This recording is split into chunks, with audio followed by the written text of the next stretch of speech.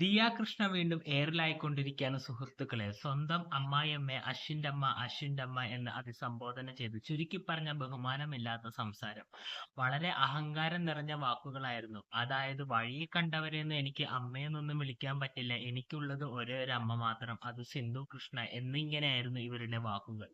എന്തായാലും ഞാൻ അതിനെപ്പറ്റി കൂടുതൽ പറയും മുമ്പ് നമുക്ക് ആ വീഡിയോ ഒന്ന് കണ്ടു നോക്കാം. അശ്വിന്റെ അമ്മ എന്ന് പറയുന്നത് അമ്മ അമ്മ എന്ന് വിളിച്ചുകൂടെ? എനിക്ക് അമ്മ എന്ന് വിളിക്കാൻ മരുതൻകുഴി വീട്ടിലൊരാൾ ഇരിപ്പുണ്ട്. പുള്ളിക്കാരുടെ പേരാണ് സിന്ധു കൃഷ്ണകുമാർ. അപ്പൊ ആ പുള്ളിക്കാരിയല്ലാതെ എനിക്ക് വഴി നിൽക്കുന്ന എല്ലാവരും അമ്മയും അച്ഛൻ വഴി നിൽക്കുന്ന എല്ലാവരും അച്ഛനമ്മയെന്ന് വിളിക്കാൻ ഇവിടെ ആരും പറഞ്ഞിട്ടില്ല. സ്വന്തം ഭർത്താവിൻ്റെ അച്ഛനമ്മേനെ അച്ഛനമ്മയായിട്ട് കാണാൻ ശ്രമിക്കുക.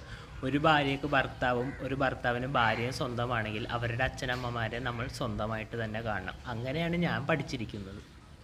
എനിക്ക് വിളിക്കാൻ പറ്റില്ല. അപ്പൊ അശ്വിൻ ഒരിക്കലും വന്ന് എന്റെ അമ്മയെ കണ്ടിട്ട് അമ്മേ അല്ലെങ്കിൽ എന്റെ അച്ഛനെ കണ്ട അച്ഛാ എന്ന് വിളിക്കത്തില്ല. അങ്ങനെ വിളിച്ചാൽ ഞാൻ അങ്ങനെ വിളിച്ചാൽ അത് വിവേകമുള്ളവരെ വിളിക്കുള്ളൂ. കാരണം നിങ്ങളെ പോലത്തെ ഈ വിവരം കെട്ട സംസാരം ഒരു അലങ്കാരമായിട്ട് മറ്റുള്ളവരാരും കൊണ്ടു നടക്കാറില്ല.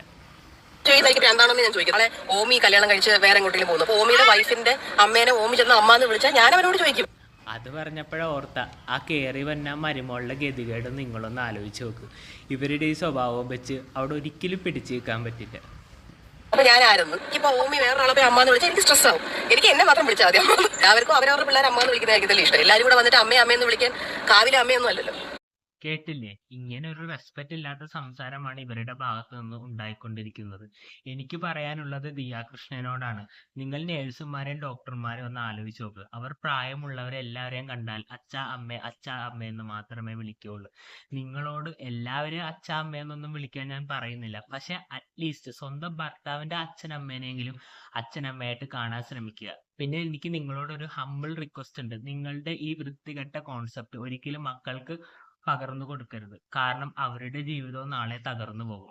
എന്തായാലും നിങ്ങൾക്ക് ദിയാകൃഷ്ണയുടെ സംസാരം കേട്ടിട്ട് എന്ത് തോന്നുന്നു എന്ന് താഴെ കമന്റ് ബോക്സിലൂടെ രേഖപ്പെടുത്തുക. അടുത്തൊരു വീഡിയോയിൽ കാണുന്നവരെ ബൈ ബൈ.